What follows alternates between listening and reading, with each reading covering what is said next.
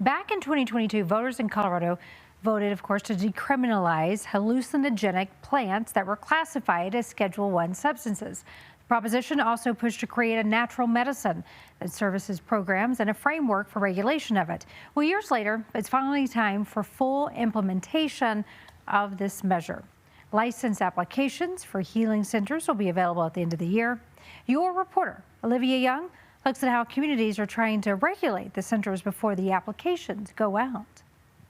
Nestled in the heart of Boulder, Naropa University is already training students who will become some of the first licensed providers of psychedelic healing therapy. Magic mushrooms, conjures up an image of something that's very recreational. Sarah Lewis runs the facilitator program at Naropa University, which is licensed according to new state rules. Trainees will have to go through a 150-hour training program. Then they go through a practicum, and then they need to continue to do 6 months of supervision and mentorship before they're fully licensed. Lewis will seek a facilitator license herself once the state begins accepting applications on December 31st. Psychedelic medicines, sacred plant medicines have shown to be deeply beneficial for things like depression, anxiety, post-traumatic stress disorder. It's a new frontier in medicine that's not without risks. There are some contraindications.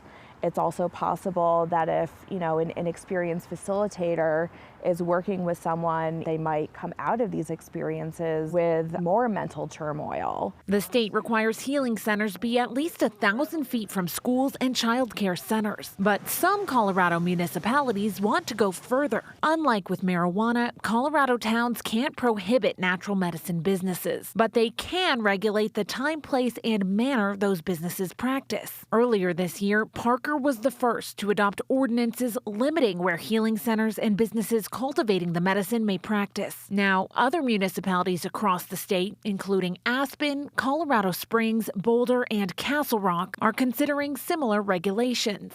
Denver's Natural Medicine Work Group will finalize their recommendations next month. I am concerned about cities and municipalities putting greater restrictions on what the state has already laid out. Lewis worries increased proximity restrictions could make it difficult for healing centers to practice in some communities. It could have an unintended effect of actually driving more use into the kind of underground market. The retail sale of mushrooms is still illegal, but personal use and growth have been decriminalized.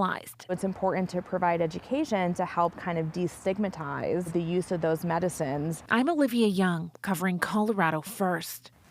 Olivia, one of your reporters committed to covering Colorado First. From Boulder to the mountains to Douglas County, we are committed to covering the stories that matter the most to you and your families and your neighborhoods. So if you have a story idea or a tip for any of our reporters, reach out, visit our website. You can always call our tips line.